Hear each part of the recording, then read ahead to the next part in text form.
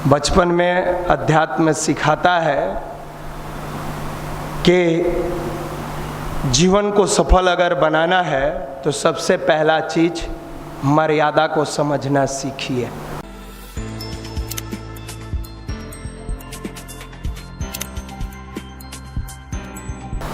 सभी को प्रणाम। परम पूज्य गुरुदेव परम वंदनीय माता जी की असीम अनुकंपा बनी रहे, ऐसी मंगल कामना युवा प्रकोष्ठ की तरफ से। अभी बताया जा रहा था कि कैसे हम अपने आप को बेहतर बनाए। देखिए, मनुष्य अपने भाग्य का निर्माता स्वयं है। जो जैसा सोचता है करता है वैसा ही बन जाता है। अगर आप में से कोई व्यक्ति सफल होंगे वो आपके कर्म का परिणाम है, मेहनत का परिणाम है। असफल होंगे आप ही के कर्म का परिणाम है। फिर प्रश्न आता है तो हम यहाँ आते क्यों हैं? जब सब कुछ हम ही को करना है तो आते क्यों हैं? कई लोगों के दिमाग में प्रश्न आता है। कई ज्ञानी तो कमेंट्स भी बहुत करते हैं। खैर, वो ज्ञानी है, उनको ज्ञान देने दीजिए। जिंदगी में जो कुछ नहीं करता है उसको हम लोग ज्ञानी कहते हैं। बैठ के खाली वो कमेंट्स करेगा, वो दिन भर खोजते रहता है कि वीडियो किसका किसका यूट्यूब पर डाला जाएगा। सारे लोग के वीडियो पर वो खाली बैठ के कमेंट्स करेगा, क्योंकि जीवन में कुछ किया नहीं। तो जीवन में जब कोई व्यक्ति कुछ नहीं करता है तो वो दूसरे की बुराई ढूंढता है। प्रश्न आता है कि जब मनुष्य अपने भाग्य का निर्माता है तो यहाँ क्यों आए, क्यों बैठे? ये जगह या जो भी अच्छी जगह है वहाँ बैठने से आपका थॉट पॉजिटिव होता है, आपकी कार्य कुशलता और बेहतर होती है। मनुष्य ठीक है अपने भाग्य का निर्माता है, लेकिन हाथ पर हाथ रख के बैठ जाए तो उसका भाग्य बदल जाएगा। पहले होता था सुबह सुबह उठ के भजन गाया जाता था, और आप लोग भी सुने थे, जाहे विधि राखे राम ताहे विधि रही है। सुनते थे ना? अभी लॉज में सब कॉपी किताब मोड़ के ऊपर चढ़ा दीजिए रैक पर। घर से जब पापा फोन करे पढ़ाई कर रहे हो तो इधर से कहिए पापा जाहे विधि राखे राम ताहे विधि रही है। कुछ मत करिए, पढ़ना क्या है? अच्छे जगह पर आना, अच्छा कार्य करना, अच्छे चीज़ों को अपनाना। जीवन में बहुत सारी चीज़ों को अनावश्यक चीज़ों के उलझाने के बजाय सही दिशा में चलाने का प्रयास करता है। कई बार होता है, अगर आप वर्तमान में इसमें बहुत सारे लोग जो है जो बिना मन के आए हैं उनके लिए कह रहे हैं, जो मन से आए हैं उनके लिए नहीं, क्योंकि इसमें सब मन से नहीं आया है। कुछ बिना मन के आके बैठा हुआ है, सोच रहा है कि अब कितना आदमी आएगा रे, एगो हटता है दूसरा का आ जाता है दूसरा हटा तो तीसरा आ गया। इस सब के सीरीज लगल है, कितना देर तक चलेगा? फिर सोचता है आज जिलेबी खाना था, सुबह सुबह दोस्तवा कहा था जिलेबियों छूटा, ये सब एकदम बैठाए हुए हैं। उनके लिए कह रहे हैं जो बिना मन के यहाँ आके बेचारा बैठ जाता है। अगर वो नहीं आया होता तो क्या करता है? बोलिए, आप लोग जान रहे हैं। सोया होता, और क्या? संडे के दिन में वो बड़का रामायण का पाठ थोड़े कर रहा होता। नहीं वो यहाँ आते तो क्या करते? आराम से सोए रहते, नींद बना रहे होते, जम के सोते। इन लोग भी देवी देवता दोनों के बात हम कर रहे हैं, केवल देवता लोग का नहीं, देवी लोग भी वही कर रही हैं आजकल। यहाँ अगर नहीं आती है तो आराम से सोई है। देखिए, मनुष्य अपने भाग्य का निर्माता है, लेकिन उस भाग्य के निर्माण के दरमियान अगर अध्यात्म का समावेश हो जाए मनुष्य के जीवन में तो उसका भाग्य और भविष्य बहुत जल्द संवरने लगता है। स्वामी विवेकानंद की जीवनी हर युवा पढ़ा होगा, देखा होगा, सुना होगा, समझा होगा। एक ऐसा युवा जो अपनी माँ को तंग करते थे और हृदय के उदार थे, ऐसा नहीं थे, थोड़ा चंचल थे। तो चंचलता मनुष्य का गुण है, दुर्गुण नहीं है। थोड़ा ज़्यादा चंचल थे। कई बार क्या करते थे कि जो भी भिखारी भीख मांगने के लिए आता था, पिता नहीं थे, माँ जैसे तैसे तंगी की शिकार थी।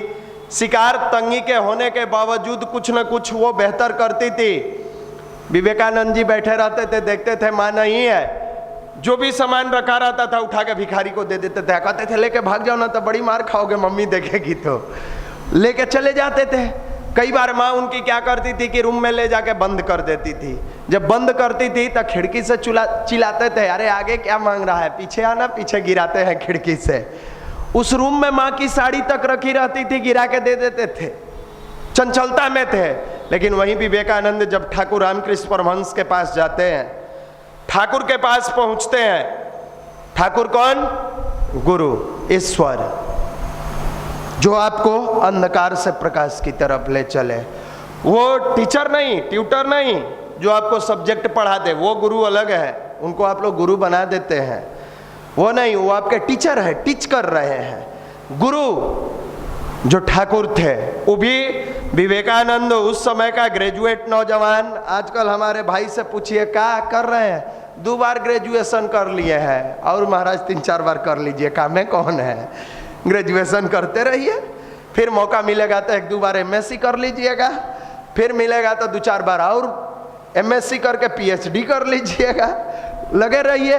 उस समय का ग्रेजुएट पास नौजवान जो पढ़ने में जीनियस, ठाकुर के पास ऐसे ही जाके उनकी बातों को और शर्त को नहीं मान लेते हैं कि ठाकुर को कोई बता दिया कि जाओ रामकृष्ण परमहंस बैठे हैं, ठाकुर कहा जाता है काली की मंदिर की पूजा, काली जी की पूजा करते हैं, संत है। नहीं, उन्होंने खोज सोचा कि हमको भगवान से कौन मिलाएगा। आप भी तो यहाँ भगवान से मिलने ही आए हो, भगवान से मिलने का मतलब तनाव में रहते हैं, कौन उबारेगा? उबर जाइएगा, इत्मीनान से उबर जाइएगा, नियमितता पूर्वक बस यहाँ आते रहिए और सही समय से बताए गए चीज़ों को साधना, स्वाध्याय, संयम और सेवा, इन 4 चीज़ों को कंप्लीट करते रहिए, अपने आप बेहतर होते चले जाइएगा। आराम से कई लोगों से पूछे कि हमको भगवान से मिलना है, आपने भगवान को देखा है क्या? पूछते थे, मिलना नहीं है, भगवान को देखा है? लोग कहता था एकदम पागल है का। आप जाकर नीचे पंडित जी से पूछिएगा, बाबा लोग जो बैठे रहते हैं पीला धोती कुर्ता वाला, अब भगवान को देखे हैं? तुरंत इतना मकुंदाना का बदना इतना देंगे, कहेंगे ला खा जा। दूसरा क्या कहेंगे? आप पूछिएगा भगवान को देखे हैं तो उनको लोग कहा कि पागल है। एक व्यक्ति मिला, कहा कि एक आदमी तुमको बताएगा कि भगवान को, वो आदमी भगवान को देखा है। कौन? क्या चल जाओ। ठाकुर रामकृष्ण परमहंस के बारे में कहाँ बैठते थे? दक्षिणेश्वर में। दक्षिणेश्वर उस समय घना जंगल था, इतना साफ सुथरा नहीं था। अब तो जाइएगा तो विशालकाय मंदिर परिसर, दुनिया जहान बहुत बेहतरीन है, शानदार है। लेकिन आज भी जब जाइएगा, और ठाकुर के कमरा भी बना हुआ है मंदिर के ठीक अपोजिट साइड में, इस साइड जाइएगा तो कॉर्नर में कमरा है ठाकुर के, जहाँ ध्यान करते थे, साधना करते थे। उस रूम में आज भी जाइएगा तो आपको वाइब्रेशन, पॉजिटिव वाइब्रेशन फील होता है। कई बार वहाँ जाने का मौका मिला, जब भी कोलकाता जाना होता है, एक बार हम जरूर वहाँ जाते हैं। ऐसा फील होता है कि रियल में वहाँ पॉजिटिव वाइब्रेशन है और व्यक्ति को चार्ज कर रहा है। तो जब कभी आप लोग एग्जाम देने या कभी किसी कारण बस जाइएगा तो एक बार जरूर वहाँ जाइएगा, दक्षिणेश्वर जरूर जाइएगा।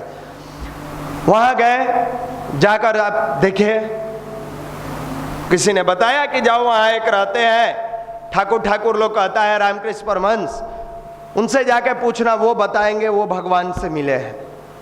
सोचे कि पागल है, एगो तो कह रहा है कि भगवान से मिले हैं।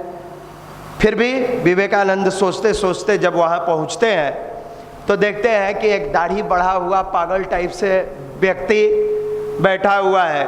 वो जाकर पूछते हैं कि हमको यहाँ, हम मिलने आए हैं ठाकुर रामकृष्ण परमहंस से।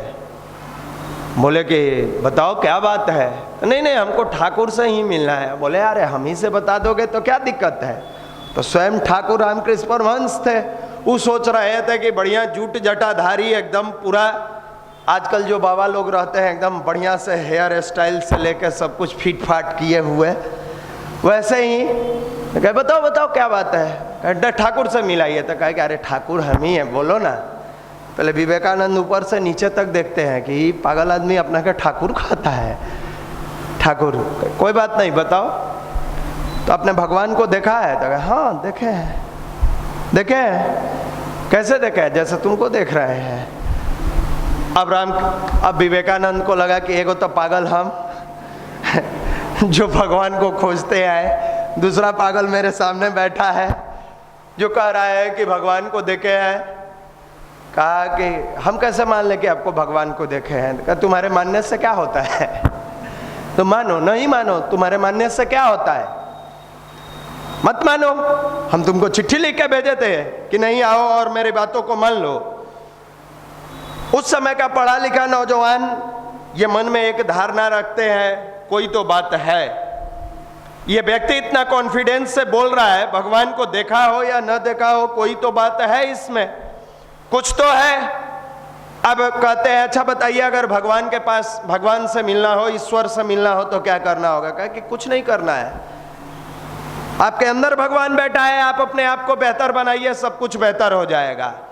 ठीक आज के जो विवेकानंद लोग बैठे हैं वो भी इसी भ्रम में बैठे हैं कि बाहर की दुनिया हमें बेहतर बना देगी, बाहर की दुनिया मुझे बेहतर कर देगी। नहीं, अगर आपको अपने आप को बेहतर बनाना है, अपने आप को सही राह में ले जाना है, तो अपने अंदर की बुराई को दूर कर दो, अपने आप अच्छाई दिखने लग जाएगी, अपने आप जीवन बदलता चला जाएगा। कई भाई यहाँ कहते हैं यहाँ आने से क्या होगा, आपको कहाँ बुलाया जा रहा है? तो हम लोग निमंत्रण इसलिए देते हैं कि भगवान का काम समझते हैं। ईश्वर ने बिना समय पर आवाज लगाई है, हर समय अलग अलग तरीके से आवाज लगाया जाता था। देश की आजादी के समय में किसी गांधी को खड़ा किया गया था जो दुबला पतला लिक आदमी था, आधा धोती पहन के आधा धोती ओढ़ने वाला।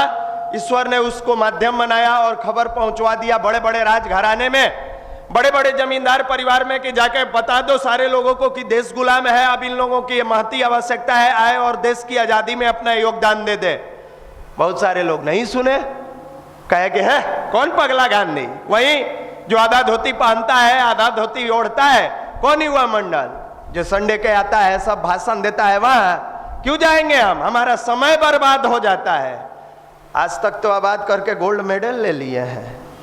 जो आपके मित्र नहीं आए हैं पूछिएगा, आप तो आबाद करके समय गोल्ड मेडल ले लिए हैं, भारत रत्न से सम्मानित हो गए हैं। आबाद करके तो 2 वक्त की माँ के रोटी का इंतजाम नहीं कर पाए महाराज। समय का सदुपयोग करके तो अपना चल चलन रहन सहन नहीं सुधार पाए।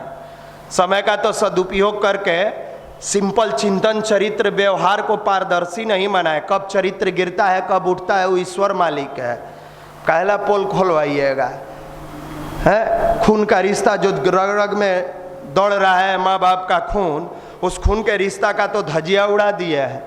उस खून का रिश्ता अभी बताए ना भाई अभिषेक जी की BMW के लिए उड़ा दिया बाप का गाड़ी, यही खून का रिश्ता है। जब भी माँ बाप रास्ते पर चलते हैं और किसी बच्चे या बेटे और बेटियों को गलत करते देखते हैं, कहीं भी आप में से कई ऐसे बेटे हैं या इधर बेटियां बैठी है, ये सोचती है कि हम तो पटना में हैं, मेरे माँ बाप तो गांव में है, गांव में थोड़े संजय है कि वहां से उनको दिख रहा है कि मेरे बेटा बेटी क्या करते हैं। और आपको भी यही भ्रम है, इन लोगों को भी यही भ्रम है, दोनों इसी भ्रम में जीता है।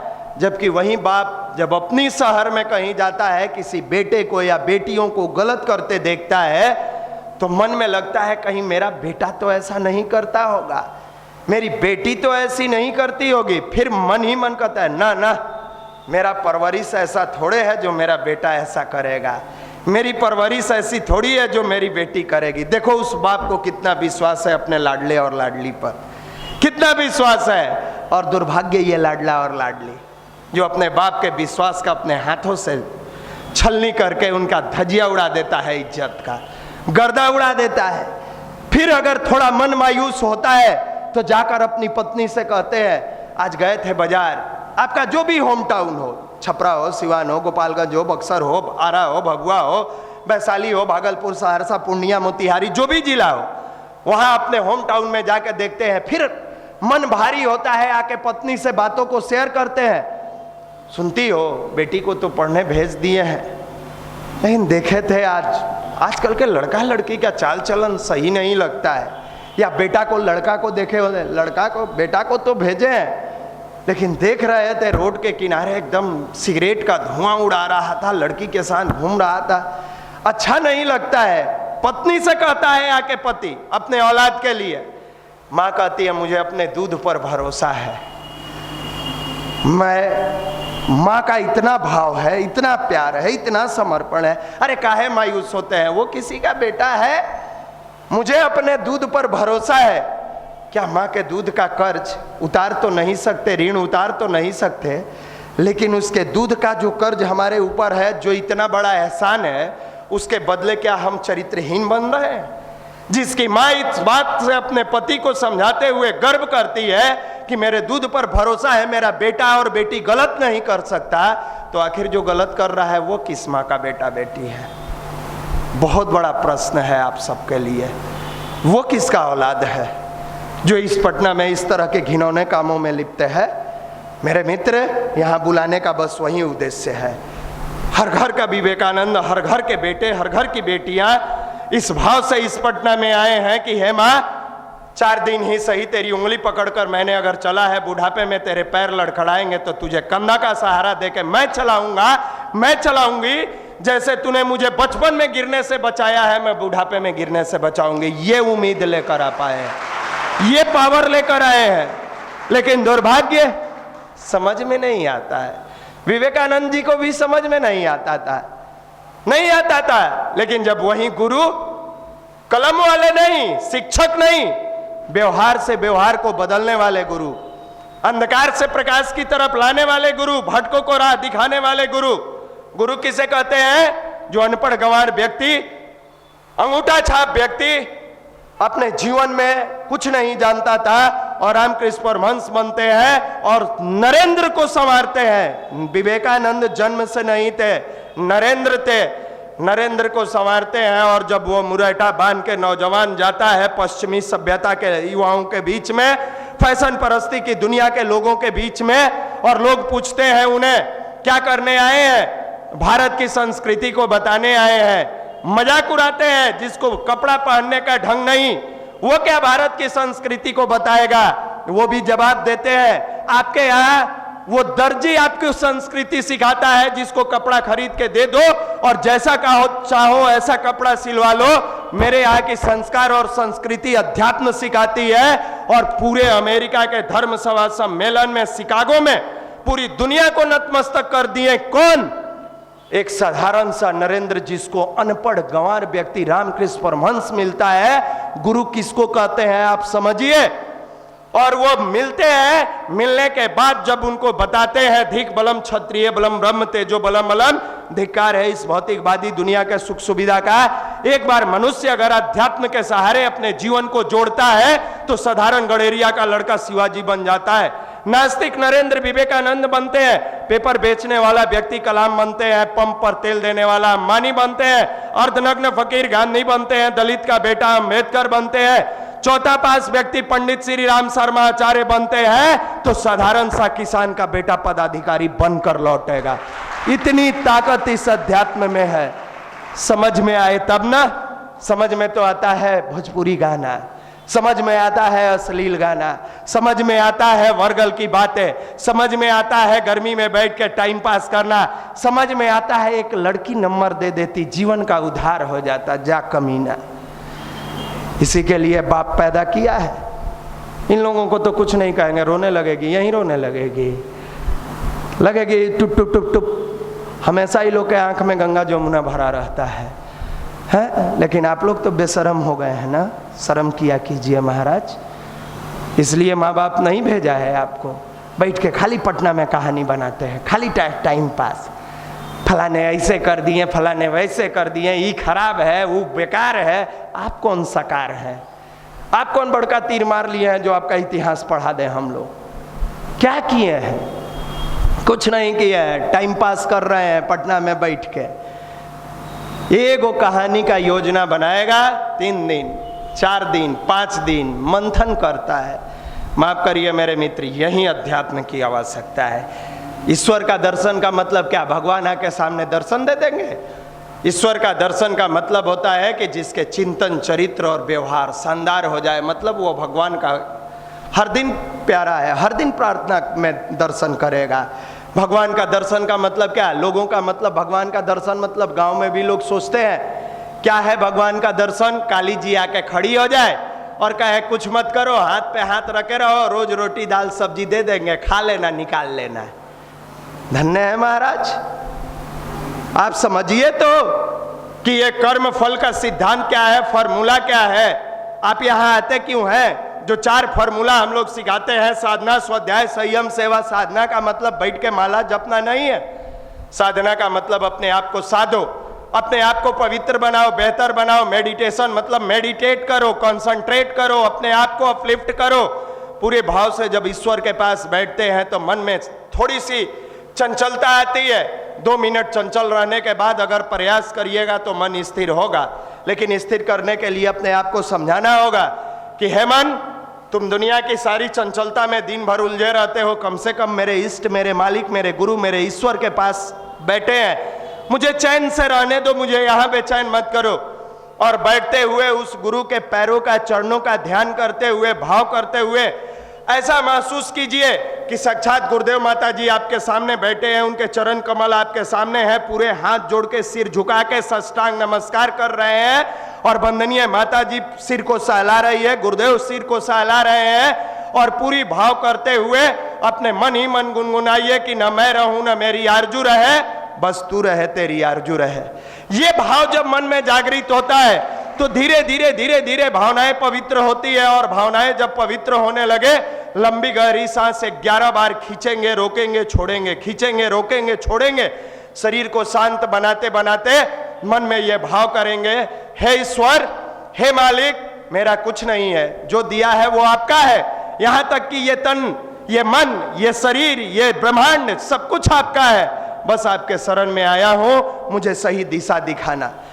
मैं अबोध बालक हूं, जिंदगी में हमसे बार बार गलतियां होती रहती है, मैं नहीं समझ पाता हूं, हर कदम चलता हूं लड़खड़ा के गिर जाता हूं। लेकिन मालिक, आप तो सर्वशक्तिमान है, आप चाहो तो मुझे संभाल सकते हो। मैं आपके बालक की तरह हूं, जैसे बच्चा गिरता है और मां संभालती है। हे माता जी, मैं लड़खड़ा के बुराई के रास्ते पर गिरूंगा, चरित्र के रास्ते पर गिरूंगा, व्यवहार पर, कर्मठता पर, मुझे तो संभाल लीजिए। मैं इस भाव से आपके पास आया हूं। जब करुणा से, भाव से, इमोशन से, दर्द से अपने इष्ट को पुकारोगे, दुनिया में निष्ठुर नहीं है, ये भाव के भूखे हैं, आते हैं और उन बेटे और बेटियों को निहाल करके जाते हैं जिनकी दर्द इनके इमोशन से जुड़ जाती है। भाव से पुकार के देखो, जब पूरा भाव लगने लगे, 20 से 30 मिनट ध्यान लगे, अंत में भाव से आरती करो, एक तुम ही आधार ही सदगुरु, एक तुम ही आधार। जब तक मिलो न तुम जीवन में, शांति कहाँ मिल सकती मन में, खोज फिरा संसार, सदगुरु एक तुम ही आधार। भाव से अर्पण करो उनके सामने कि हे मालिक, आपके नहीं होने से आप हमारे जैसा अबोध बालक कुछ नहीं कर पाएगा। जिंदगी में तन से बड़ा कोई नहीं होता, धन से बड़ा कोई नहीं होता। मालिक, मुझे मालूम है इस मन से व्यक्ति बड़ा होता है, मेरे मन को बड़ा बना दो, हम इसके लिए आए हैं। तन को स्वस्थ रखना, धन इतना जरूर देना कि साईं इतना दीजिए, जामे कुटुंब समाए, मैं भी भूखा ना रहूं, अतिथि ना भूखा जाए। लेकिन मन इतना बड़ा रखना कि मेरे चलते किसी के दिल को तकलीफ ना पहुंचे, किसी को कष्ट ना पहुंचे। माँ बाप तो अपने हैं ही, सामने कोई बूढ़ा व्यक्ति आए तो मैं उसे अपने माँ बाप की तरह मानकर सेवा करूं। अपना भाई तो अपना भाई है ही। कोई यंग हमारे पास मिले तो वो लौट के जाए तो लगे मुझे अपना भाई से भेंट हुआ था। कोई लड़की मुझसे मिले तो लगे मेरी बहन मुझसे मिल के गई है। ऐसा मेरे मन को पवित्र बना देना। इस भाव से जब प्रार्थना करोगे और अंत में साष्टांग नमस्कार करके कहोगे, जो दिया है, जैसे दिया है, मालिक आप ही का था, आपकी चरणों में समर्पित करते हैं। हैवान भी अगर इस लेवल का प्रार्थना करे तो इंसान बन सकता है। इतनी ताकत इस अध्यात्म में है। दुर्भाग्य, फिजिक्स समझ रहे हैं, रीजनिंग समझ रहे हैं, मैथ समझ रहे हैं, अपने आप को समझ लीजिए, अपने जीवन को समझ लीजिए, अपनी भावनाओं को समझ लीजिए, अपने व्यवहार को समझिए। किस चीज के पीछे पड़े हैं? दुख होता है मेरे मित्र, आप भी किसी के लाडले हो, बेटे हो। जब तक नरेंद्र चंचलता की दुनिया में जीता रहा, नरेंद्र को कोई जानने वाला नहीं था। जिस दिन नरेंद्र अध्यात्म की दुनिया में आता है, विवेकानंद बन के पूरी दुनिया में छा जाता है। आपको भी समझना होगा, जब तक ये चंचलता की दुनिया में अपने जीवन को लगा के रखोगे, तुझे कोई पूछने वाला नहीं है। और जिस दिन माँ की गोद में, ईश्वर की गोद में बैठ के 20 से 30 मिनट ध्यान करोगे, मस्त हो जाओगे। फिर नौकरी और युवा नौकरी के लिए रोएगा, पीछे पीछे चलेगा, लिख के रख लेना, वरना नौकरी तो मिल भी जाएगा तो देखिए ना, 2 बोरा नोट पकड़ाया है। पढ़े हैं न्यूज ना? नहीं पढ़े हैं, पढ़ लीजिएगा। उनको भी नौकरी मिला था, अब अंदर जाकर खिचड़ी खाएंगे। ये क्या था? धन मिला, मन पवित्र नहीं रहा। और ये मन अगर पवित्र नहीं हुआ, सब कुछ बेकार है। एक छोटी सी कहानी कह के बातों को समाप्त करेंगे। एक राजा थे जो बड़ा उदार दिल के थे, शांत चित्त होकर बैठते थे और सुबह 6 से 8 उन्होंने ऐसा व्रत उठाया था कि मैं प्रत्येक दिन गरीब दुखिया बेसहारा लोगों को कुछ न कुछ दूंगा। और वो अपनी मेहनत करके अपनी कमाई से राजा का जो राज दरबार होता है, राजघराना होता है, जो राजा का जनता के लिए साम्राज्य के लिए फंड होता है, उस फंड से नहीं, अपनी कमाई के फंड से। ऐसा नहीं कि राजा का सब साम्राज्य है उसी में से उठा कर दे दिए, नहीं। जैसे अभी की भाषा में समझ लीजिए कि आपके देश के माननीय प्रधानमंत्री हैं या मुख्यमंत्री हैं आपके राज्य के, एक लेवल तक उनकी भी सैलरी होती है, मालूम है ना? नहीं मालूम है? सैलरी होती है, तो वो देश के संपत्ति से नहीं, अपनी सैलरी से जो बन पड़ेगा प्रत्येक दिन लोगों को मदद करेंगे।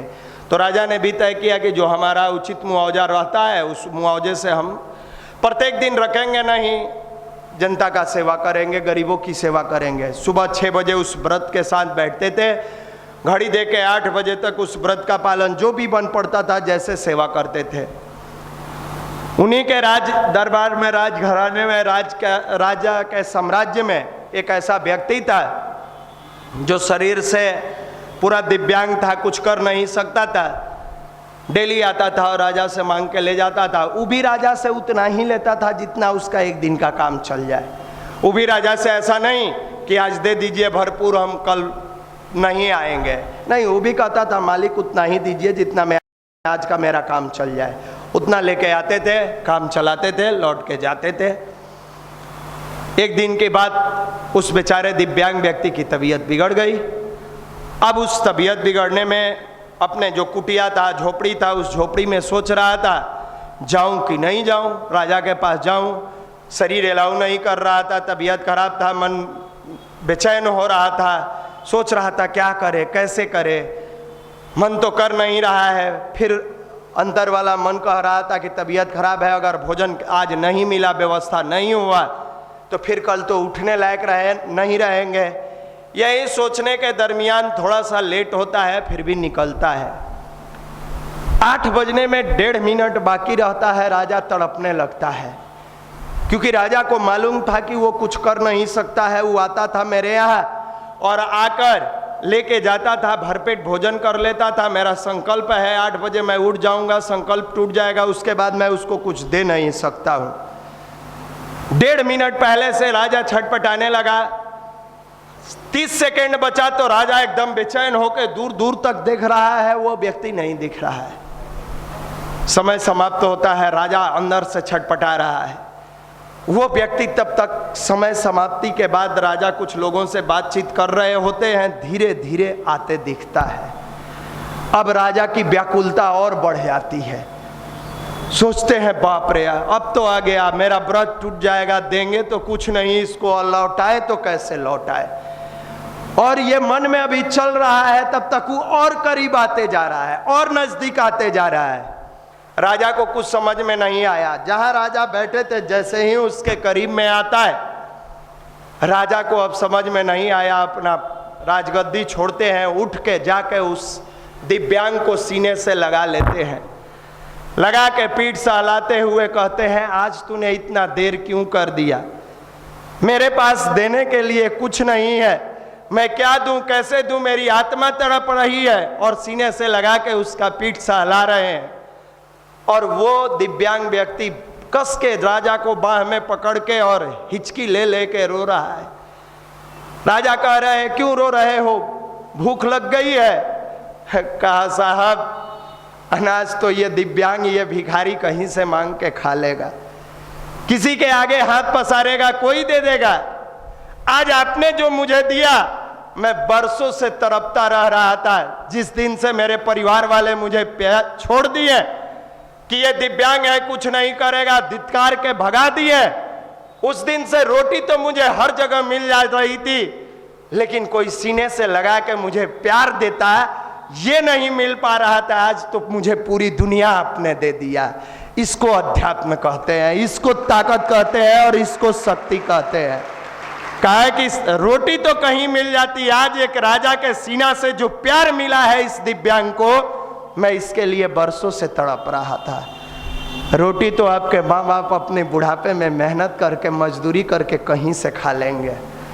जब कुत्ता रोटी खा लेता है, पेट भर लेता है, तो वो तो शरीर और 2 हाथ पांव वाले हैं, बस इस औलाद के प्यार के लिए तड़प रहे हैं, इस औलाद के पुरुषार्थ के लिए तड़प रहे हैं, इस औलाद के सही तरीके से जीवन जीने की कला को देखने के लिए तड़प रहे हैं।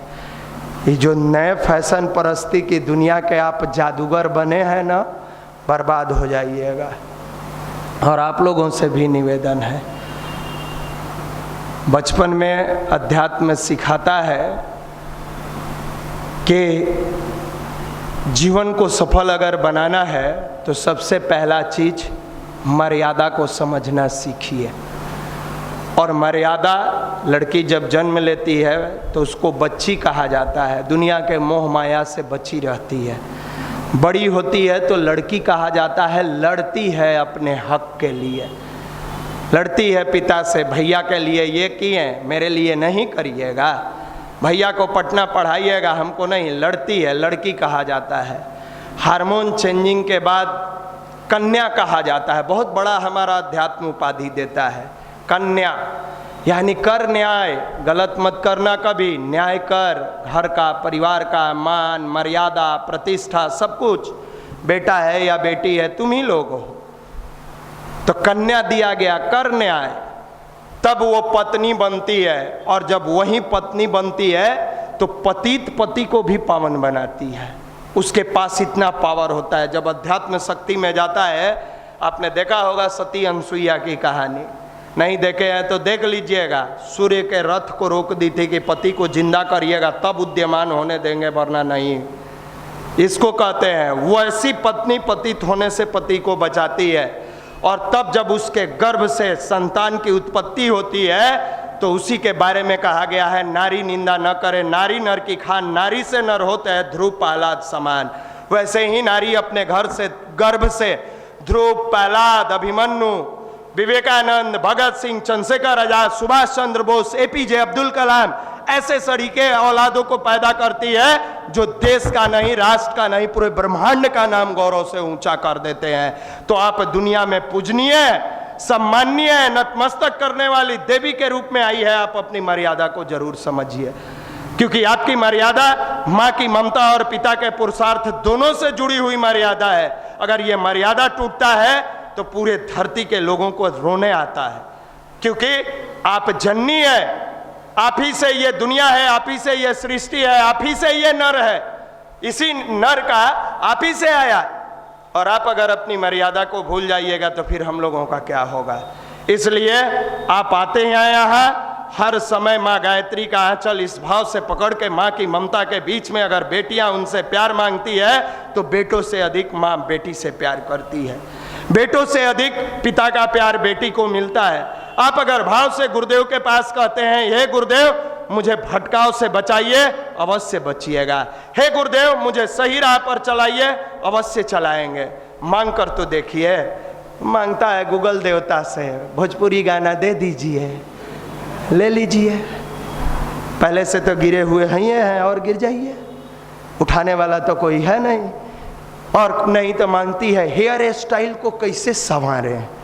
अरे संवार के क्या करिएगा, फिर कुछ दिन के बाद जंगल हो जाएगा, फिर उसको कटवाइएगा, फिर हेयर स्टाइल तो आएगा। काहे स्टाइल के पीछे पड़ी हैं, कोई स्टाइल का वैल्यू नहीं है। कितना स्टाइल वाले देवी देवता लोग चले गए, कितने लोग आएंगे फिर जाएंगे। हम तो एपीजे अब्दुल कलाम जी को देखते हैं, अपने गुरुदेव को देखते हैं, उन महापुरुषों को देखते हैं जिनका हेयर स्टाइल ऐसे ऐसे था, गिरा हुआ, मचोड़ा हुआ, नचड़ाया हुआ। फिर भी एपीजे अब्दुल कलाम जी जहाँ खड़ा होते थे तहाँ युवाओं की अंबार लग जाती थी। बूढ़े बुजुर्गों की बात नहीं कहते हैं, युवाओं की अंबार लग जाती थी। भाई वो कौन हेयर स्टाइल था उनके पास, जब अंदर वाला पर्सनालिटी डेवलप होता है ना, तो हेयर स्टाइल आई थोबड़ा आई चमकौआ गाल कोई मायने नहीं रखता है। जो अंदर से फिट होगा वहीं बाहर हिट होगा। इसको डाल लीजिए और इसी फॉर्मूले पर काम कीजिए कि जो अंदर से फिट होगा। इंटरनल फिटनेस का जमाना आ गया और यह फिटिंग क्या होगा? अध्यात्म, साधना, स्वाध्याय। अपनी बुराइयों का अध्ययन कीजिए, अच्छाइयों को अंदर डालिए, बुराइयों को साइड कीजिए। संयम, अर्थ संयम, विचार संयम, व्यवहार संयम, समय संयम, वीर्य संयम, अपने जीवन का सब बहुमूल्य चीजों को बचाने वाली संयम, ये सारी चीजों को अगर संयमित करते हैं तो आप जीवन के सबसे धनी व्यक्ति है। और चौथा, सेवा। किसकी सेवा करिएगा? बोलिए। गरीब की सेवा। पैसा है? बाबूजी बंद कर दे तो सब गरीबी घुसड़ जाएगा सेवा में। गरीब की सेवा करेंगे। अपनी सुधार संसार की सबसे बड़ी सेवा। सेवा करना है तो अपनी सुधार संसार की सबसे बड़ी सेवा है। अपना सुधार कीजिए, अपने आप को बदलिए। हम अच्छा बनेंगे, दूसरे को अच्छा बनाएंगे। जब अपने अच्छा बनिएगा, दूसरे को अच्छा बनाइएगा, वातावरण अच्छा बनता चला जाएगा। तो आपसे भाव भरा निवेदन है कि हर रविवार को आप जरूर आइए। ये सोच के नहीं कि कौन सीरीज आया के कौन भैया बोलते हैं। ये इतना जागृत शक्तिपीठ है जहां अरबों गायत्री मंत्र का जप हुआ है। अरबों, करोड़ों नहीं, अरबों। और इतनी जागृति ये शक्तिपीठ है कि अगर इस भाव से कोई लड़का या लड़की बैठता है कि मैं गुरुदेव और वंदनीय माता जी की गोद में बैठी हूं या बैठा हूं, मुझे बेहतर बनाकर भेजेंगे, दावे के साथ लिख लेना 3 साल आते आते तुम्हारा जीवन बदल जाएगा। 3 साल आते आते बस इस भाव से ईश्वर के पास बैठना, इस प्रार्थना की भाव से कि हे मालिक, अब सौंप दिया इस जीवन का सब भार तुम्हारे हाथों में है। जीत तुम्हारी हाथों में और हार तुम्हारे हाथों में। मेरा निश्चय बस है कि यहीं एक बार तुझे पा जाऊं प्रभु। इस भाव से आपके पास आता हूं। धन दौलत रुपया पैसा नाम इज्जत शोहरत नहीं चाहिए। जब ध्यान करने बैठता हूं, आपका इमोशंस, आपका भाव, आपका प्रेम, आपकी मौजूदगी जो शीतलता हृदय को प्रदान करती है, मेरा निश्चय बस है कि यहीं एक बार तुझे पा जाऊं प्रभु। अर्पण कर दूं दुनिया भर का सब प्यार तुम्हारे हाथों में। जब इमोशंस के साथ पूरी भावना में डूब के उस प्रकाश के बीच में आपका दर्शन करता हूं, तो बस वहीं पर अपने प्यार को अर्पण करता हूं। इसी भाव से आपके पास आता हूं। हे मालिक, अब सौंप दिया इस जीवन का सब भार तुम्हारे हाथों में। मुझ में तुझ में बस फर्क यहीं, हम में और ईश्वर आप में मात्र एक फर्क है। मैं नर हूं, तू नारायण है। मैं तो इंसान हूं, भटकता हूं, गिरता हूं, गलतियां करता हूं, संभालो मालिक। अब इसका मतलब ये नहीं कि रोज कलते जाओ, आसाम में खड़ा होकर संभालो मालिक, मुंह बना के संभालो। सिखाती है निशान भैया संभालो, तो बड़ी जूता भी मारते हैं मालिक। रावण भी ऐसे ही करता था जैसे आप लोग कर रहे हैं। रोज गलती करके आता था, कहता था संभाल लीजिए गुरु। चल चल संभाल लिए, संभाल लिए गुरु, संभालिए गुरु। रोज गुरु गुरु करता था। एक दिन गलती से संस्कृति पर हाथ रख दिया। संस्कृति मतलब कौन? माँ सीता है। तब गया संभालिए गुरु, कहे अब फिर तो ऐसा संभाल देंगे कि परमानेंट संभल जाओगे। अब पूरा खानदाने के संभाल दिए, तो कहीं आपके साथ भी ऐसा ही नहीं हो जाए। मुझ में तुझ में बस फर्क यही, मैं नर हूं, तू नारायण है। मैं हूं संसार के हाथों में, संसार तुम्हारे हाथों में। अब सौंप दिया इस जीवन का सब भार तुम्हारे हाथों में। इस भाव से अगर प्रार्थना करते हैं तो आपका जीवन धन्य हो जाएगा, आपका कैरियर धन्य हो जाएगा, और वो गर्भ धन्य हो जाएगा जिस गर्भ से आपने जन्म लिया है। वो मां धन्य हो जाएगी कि मेरे गर्भ से जन्म लेने वाला बेटा केवल पैसे के लिए नौकरी नहीं करता है, जिस पद पर बैठा है वहां गरीबों का आंसू पोंछता है। उस पद पर बैठा मेरा बेटा या बेटी केवल इसलिए नौकरी नहीं करता कि सैलरी मिल जाए, देश की और राष्ट्र की सेवा करता है, और अपना तो पेट भरता है, अपने साथ 4 लोगों की मदद भी करके जीता है। इसका नाम भारत का अध्यात्म है, और ये आज की युवाओं की महती आवश्यकता है, वरना कोई नहीं संभाल पाएगा। उस समय के राजा महाराजा ने गांधी का साथ नहीं दिया। उस समय के अंग्रेजों ने उनको तेग बहादुर, कौन बहादुर का टाइटल दिया। कुछ मुट्ठी भर लोग जो देश के लिए सोचे कि चलो वो लोग अंग्रेज के साथ है, हम गांधी के साथ जाएंगे। कहां गए वो तेग बहादुर, कहां गए वो जमींदार परिवार के लोग जिनको अंग्रेज टाइटल दिया था, जो मुट्ठी भर लोग साथ दिए। उन्हीं में से कोई देश का पहला राष्ट्रपति बना, कोई देश का पहला प्रधानमंत्री बना। अलग अलग तरीके से भगवान सबको देते हैं। वर्तमान समय में भी वैसे ही राजा महाराजा जैसे अपना तेग बहादुर का टाइटल लिए थे, आपका दोस्त भी लॉज में टाइटल लेकर बैठा है, हम तो फलनवा गांव के बेटा। रखे रहना, 5 साल बाद जब बेरोजगार हो जाएगा कुत्ता नहीं पूछेगा, आदमी तो दूर की चीज है। और जो यहाँ आके ईश्वर की गोद में बैठे हैं, जैसे घर से आप आते हो और माँ खाली हाथ नहीं आने देती है, इस मंदिर से जब आप जाओगे सफल बन के जाओगे। क्योंकि जब माँ अपने बेटे को भूखे नहीं रहने देती, जब माँ अपने बेटे को घर से आते समय भर के देती है, तो वंदनीय माता जी और गुरुदेव और माँ गायत्री भी आपको खाली हाथ नहीं लौटाएगी, देकर ही भेजेगी। इतनी ताकत इस शक्तिपीठ में है, इतनी ताकत। बस गायत्री जपिए और समय का सदुपयोग। कोई पूछे गायत्री परिवार के सदस्य युवा है, इसका मतलब कहिए जो 8 से 10 घंटा सेल्फ स्टडी करता हो, चिंतन चरित्र व्यवहार को शानदार बनाया हो, कठिन परिश्रम करता हो, वो हमारे गायत्री परिवार। तो ये सुने थे वो बगल वाले भैया भी गए थे, वो पढ़ते नहीं है, कहना वो 2 नंबरिया गायत्री परिवार है, ओरिजिनल वाले नहीं है। हमारे यहाँ भी 2 तरह का है, ओरिजिनल और डुप्लीकेट। ओरिजिनल वाला देख जाएगा, उसके वाणी में ओज ललाट पड़ते, चलने का रहन सहन सब। और 2 नंबरिया है, वो खाली आके यहाँ बैठा था, आप फॉर्म भर के सदस्यता हासिल किया था। न साधना करता है, न नशा छोड़े हुए है, न कुकर्म करता है, रात में वीडियो देखता है कुकर्म करके, और सुबह मुंह धो के आके बैठल है यहाँ। वो 2 नंबरिया है, उसका इलाज ईश्वर करेंगे, ध्यान रखना, बचेगा नहीं।